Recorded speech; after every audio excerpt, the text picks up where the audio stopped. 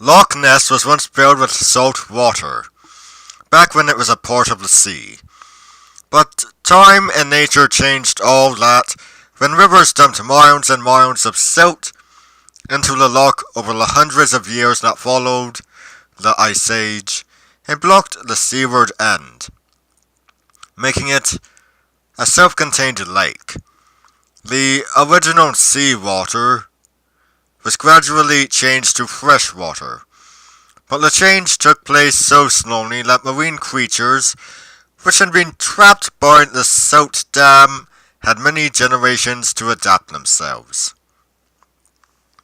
Nessie, if she exists, is probably a descendant of one of these sea creatures, gradually evolving from an ocean-going inhabitant to a more dormant, landlocked, freshwater denizen of the lake.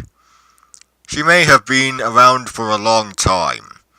Isolated reports have cropped up for hundreds of years from Scots who passed through the area about some terrible monster thrashing in the lake.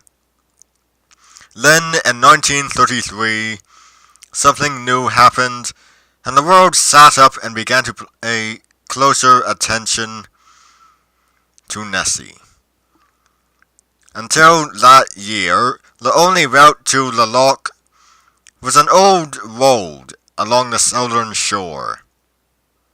Built after the Jacobite Rising in 1715, in order to open up the isolated, rebellious highlands, the road ran mainly through the hills, and even when it touched the shore, it didn't offer much of a view, thanks to a heavy growth of trees and brush.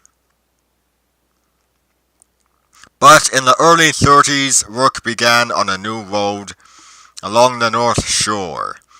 The shrubbery was cleared away, and the dynamite blasting began to clear away the rocks and make room for the road crews. Some say the noise of the blasting woke up Nessie and brought her to the surface to see what was happening. There may have been a number of sightings in those early days of the 30s, but the first to be widely reported by the news media took place from the new road on April 14th, 1933. The witnesses were a hotel owner named John Mackay and his wife, who lived near Inverness.